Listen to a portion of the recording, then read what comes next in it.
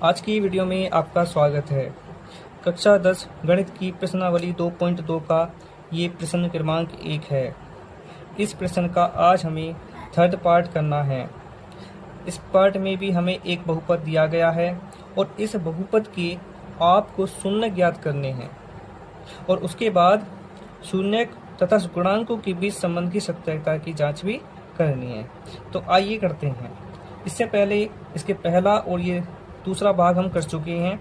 इसी तरीके से ये थर्ड पार्ट भी करना है। इसमें बस थोड़ा सा अंतर ये है कि ये हमें एक व्यवस्थित ढंग से नहीं दिया गया है, तो इसे पहले हम व्यवस्थित करके लिखेंगे। तो व्यवस्थित कर लेते हैं। इसके लिए पहले आपको यहाँ लिखना होगा व्यवस्थित करने पर। इसके बाद देखिए, आपको सबसे पहले इस बहुपद में जो x की घात 2 का पद है उस पद को आपको पहले लिखना है। तो 6x की घात 2। इसके बाद इससे कम घात वाला पद यहाँ पर लिखना होगा। तो देखिए, यहाँ पर 2 घात वाला पद है। इसके बाद हमें लिखना है 1 घात वाला पद। तो इसमें 1 घात वाला पद x की घात 1 ये वाला है, तो हम इसे यहाँ पर लिखेंगे 7x। ठीक है। इसके बाद हमारी लास्ट वाली संख्या बचती है, ये है अचर संख्या। तो अचर संख्या को षष्ठ में लास्ट में लिखा जाता है इस तरीके से। ठीक है। अब देखिए, हमने इसे व्यवस्थित ढंग से लिख लिया है। सबसे पहले सबसे बड़ी घात, उसके बाद उससे छोटी घात और सबसे लास्ट में सबसे छोटी घात को हमने लिख दिया है। इसके बाद हमें अब जो क्वेश्चन हमने पहला और सेकंड भाग में किया था, ऐसे ही इन्हें भी करना है। फर्स्ट संख्या की गुणा लास्ट वाली से कर देनी है। तो 6 की गुणा जब 3 से करेंगे तो ये हो जाएगा 6 तिया 18। इसको आपको एक अलग कॉपी पर उतारना है और इसके बाद अब आपको इसके ऐसे गुणनखंड करने हैं कि उनको जोड़ने पर 7 प्राप्त हो या फिर घटाने से 7 प्राप्त हो। तो चलिए, इसके लिए क्या करना है, हमें इसके करने होंगे गुणनखंड। तो सबसे पहले इसे हम किससे काटते हैं, 2 से। तो 2 से काटने के बाद ये आता है हमारा 2 नाम 18। तो इस तरीके से आपको 2 संख्याएं प्राप्त होती हैं। इन्हीं संख्याओं को आपको चेक करना है कि इन्हें जोड़ने से क्या 7 आता है या फिर घटाने से 7 प्राप्त होता है। तो यहाँ पर देखिए, 9 और 2 को जब जोड़ते हैं तो क्या प्राप्त होगा, 11। लेकिन 11 नहीं चाहिए, हमें ये मध्य पद वाला जो x का गुणांक है वो चाहिए। तो जोड़ने से 11 आता है, 11 तो हम नहीं लिखेंगे। अब इसे घटाते हैं, 9 को 2 से घटाइए, 9 को 2 से घटाने पर क्या आता है, 7। तो इस प्रकार से घटाने पर हमें ये संख्या प्राप्त हो जाती है। तो अब हमें इस बहुपद में 7 के स्थान पर 9 - 2 लिखना होगा। ठीक है। तो चलिए लिखते हैं। 6x की पावर 2 माइनस 7 अभी नहीं लिखना है, x लिखना है और फिर ब्रैकेट लगाना है। ब्रैकेट के अंदर 7 के स्थान पर 9 - 2 9 - 2 लिखना है। इसके बाद जो संख्या रह गई है -3, इसको आपको इस तरीके से लिख देना है।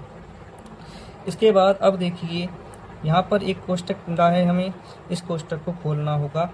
तो चलिए खोलते हैं। 6x की घात 2, बाहर माइनस का चिन्ह है तो अंदर की संख्याओं का चिन्ह चेंज हो जाएगा। तो 9 ये प्लस की संख्या है तो माइनस होके आएगी। 9 की गुणा x से करेंगे तो 9x। इसी तरीके से जब हम इसकी गुणा इससे करेंगे, माइनस बाहर है तो इसका चिन्ह बदल जाएगा, प्लस हो जाएगा। और 2 की गुणा x से हो जाएगी, ये हो जाएगा 2x और ये है -3। इसके बाद हमारे पास 4 पद प्राप्त हो जाते हैं। तो ये शुरू के 2 और लास्ट के 2 में से हमें अब कॉमन लेना होगा। तो सबसे पहले हम इसमें से कॉमन लेंगे संख्या। तो यहाँ पर पहले हम यहाँ ब्रैकेट लगा लेते हैं। ठीक है। और इसके बाद क्या करना है, इन दोनों संख्याओं में देखते हैं कि ये दोनों संख्याएं किस संख्या से कट सकती हैं। तो वो संख्या है 3। तो यहाँ पर हम कॉमन लेने वाले हैं 3। इसके बाद आप देखोगे तो यहाँ पर भी x है और इसमें भी x है। तो x की छोटी घात कॉमन लेनी है। तो यहाँ पर क्या कॉमन आ जाएगी, x, क्योंकि यहाँ 2 घात है, यहाँ 1 घात है, हमें छोटी घात कॉमन लेनी होती है, तो हमने x ले ली है। इसके बाद कॉमन जो लिया है इन दोनों पदों में से लिया है, दोनों पदों को भाग करना होगा इस कॉमन से। तो 3 दूनी 6, x से इसको भाग करेंगे तो x आ जाएगा, माइनस 3 तिया 9, इस वाले पद को भाग करा और x से x कैंसिल हो गया, तो ब्रैकेट में हमारा आ गया 2x माइनस 3। इसके बाद अब इन दोनों में से हमें कॉमन लेना है। इसमें कॉमन लेने से पहले यहाँ पे हम चिन्ह लगाएंगे, और चिन्ह आपको किस तरीके से लगाना है, इस ब्रैकेट में देखना है यहाँ पर कि माइनस का चिन्ह है, और इस लास्ट वाली संख्या का चिन्ह देखना है। दोनों के चिन्ह यदि समान हैं तो आप प्लस का कॉमन लेंगे, और अलग अलग हैं तो यहाँ पर आपको माइनस का कॉमन लेना होगा। तो देखिए दोनों सेम चिन्ह हैं, ये भी माइनस और ये भी माइनस, तो इसलिए हमें यहाँ प्लस का कॉमन लेना होगा। अब इनमें से हमें एक संख्या लेनी है। संख्या देखेंगे तो यहाँ पर कोई भी संख्या ऐसी नहीं है एक के अलावा जो 2 को भी काट दे और 3 को। तो इस प्रकार से यहाँ पर हम एक कॉमन ले लेंगे। x वाला जो चर है इन दोनों पदों में नहीं है, ठीक है। तो x हम कॉमन नहीं ले सकते हैं। तो अब इसे इससे भाग करेंगे तो ये 2x प्राप्त हो जाएगा, माइनस 1 से 3 को भाग करेंगे तो ये 3 हो जाएगा। इस तरीके से देखिए आपको 2 कोष्टक प्राप्त हो गए हैं बिल्कुल समान समान। एक पद ये है और एक पद ये है, दोनों पदों में से हमारा ये 2x माइनस 3 कॉमन आ जाता है। इसके बाद कॉमन लेने के बाद इन दोनों पदों को इस कॉमन से भाग करेंगे, इससे ये कैंसिल हो जाएगा तो ये 3x हो जाएगा, और इससे जब ये कटेगा तो यहाँ पर ये बच जाता है +1। इस तरीके से ये इसके हो गए गुणनखंड।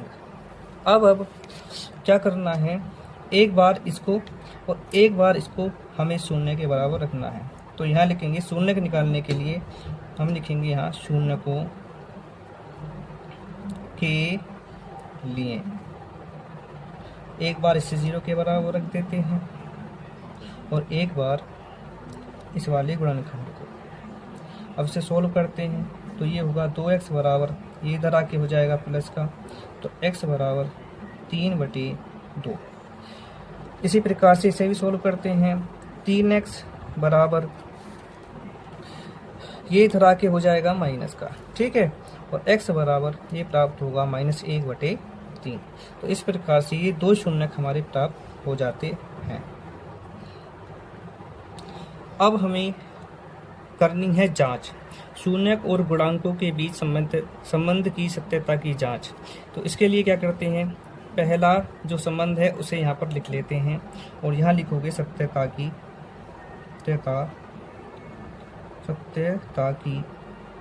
जांच, ठीक है।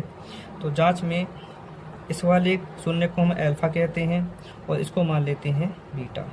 तो इनमें तो शून्यकों का जो योग होता है वो होता है -b/a के बराबर, ठीक है। तो अल्फा कितना है 3/2 प्लस बीटा कितना है -1/3 बराबर माइनस b क्या होता है, ये बहुपद में x का गुणांक होता है। पहला वाला a होता है, दूसरा वाला b। तो x का गुणांक यहाँ पर -7 है, तो यहाँ पे हमें -7 लिखना होगा अपॉन में, और जो a होता है वो होता है x की घात 2 का गुणांक। तो x की घात 2 का गुणांक कितना है 6, तो यहाँ पर हमें 6 लिखना होगा। अब इन दोनों को सोल्व करना है, तो ये देखिए 3/2 और यहाँ प्लस का चिन्ह है तो अंदर का चिन्ह चेंज नहीं होगा, तो ये हो जाएगा 1/3 बराबर, यहाँ बाहर माइनस का चिन्ह है तो अंदर का चिन्ह चेंज हो जाएगा, ये हो जाएगा 7/6। इसके बाद ये दोनों संख्याएं परिमेय संख्याएं हैं, और ये तभी सोल्व होंगी जब इनके हर समान होंगे। हर समान करने के लिए इनका एलसीएम लेंगे, और एलसीएम इनका आ जाएगा 3 दूनी 6। इसके बाद 2 से 6 को भाग करेंगे, 2 तिया 6, और 3 बार गया, और 3 की गुणा हमें करनी है 3 से, तो ये हो जाता है 3 तिया 9। माइनस का चिन्ह है, माइनस लगाएंगे, 3 दूनी 6 और 2 की गुणा करेंगे 1 से, तो 2 एकम 2 बराबर। ये हमारा सोल्व हो चुका है। अब 9 से 2 जाएगा तो 7 बचेगा, 7/6। तो इस प्रकार से देखिए ये तो साइड हमारी बराबर आ चुकी है। इसके बाद अब हमें चेक करना है अल्फा और बीटा की जो गुणा होती है, इनका जो गुणनफल होता है शून्यकों का, वो होता है c/a के। तो अल्फा हमारा कितना है 3/2 है, इसकी गुणा किससे करनी है बीटा से। बीटा की वैल्यू कितनी है -1/3 बराबर c कितना है, c हमारा बहुपद में होता है जो कि अचर संख्या होती है। देखो ये x वाला है, ये भी x वाला है, तो अचर संख्या ये है, तो -3। a कितना है, x की घात 2 का गुणांक होता है 6, ठीक है, तो यहाँ पर हमें 6 लिखना होगा। अब दोनों को सोल्व करते हैं। यहाँ पर देखिए 3 से 3 कैंसिल हो जाता है, तो यहाँ पर क्या बच जाएगा, -1/2 बराबर, इसे भी सोल्व करते हैं। 3 एकम 3, 3 दूनी 6, और ये बच गया -1/2। इस तरीके से यहाँ पर भी दोनों संख्याएं बराबर आ चुकी हैं। तो ये हमारी जांच हो चुकी है और ये इसका फाइनल आंसर है। अब यदि वीडियो अच्छी आपको लगती है तो लाइक करें और सब्सक्राइब कर लीजिए और बेल आइकन को प्रेस कर दीजिए, ताकि कोई भी वीडियो अपलोड करूं तो उसका नोटिफिकेशन आप तक पहुंच जाए। तो नेक्स्ट वीडियो में फिर मिलते हैं।